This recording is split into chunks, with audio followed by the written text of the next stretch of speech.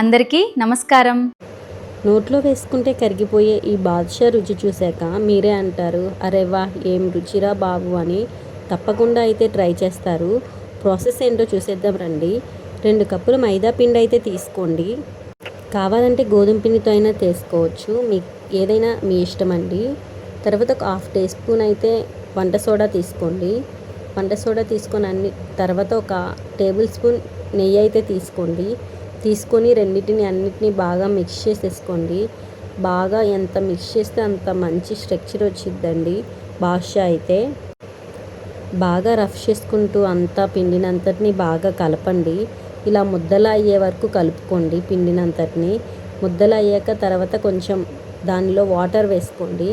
Water వేసేసుకొని మనం చపాతీ పిండి ఎలా కలుపుకుంటామో అలా కలుపుకోండి.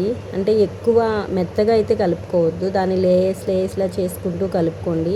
చూడండి, మెత్తగా కలుపుకోకుండా ఇలా బబుల్స్ వచ్చాయి కదా, అలా కలుపుకుంటే సరిపోతుంది. అలా కలుపుకున్న తర్వాత మనం ఇప్పుడైతే షుగర్ సిరప్ అయితే రెడీ చేసుకుందాం.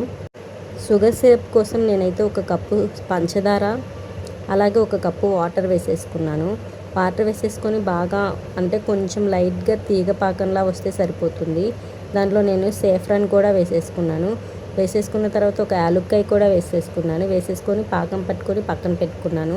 తర్వాత బాదుషాలను అయితే ఇలాగా రౌండ్గా చేసేసుకొని మధ్యలో హోల్ పెట్టుకొని వాటన్నిటిని ఆయిల్లో వేసేసుకున్నాను.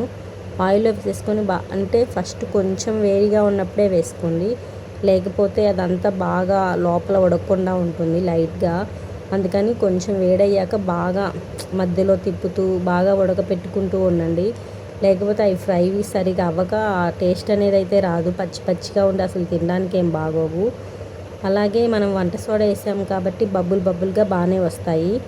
ఇదంతా బాగా టర్న్ చేసేసుకొని బాగా తిప్పుకుంటూ ఫ్రై చేసుకుంటూ ఉండండి.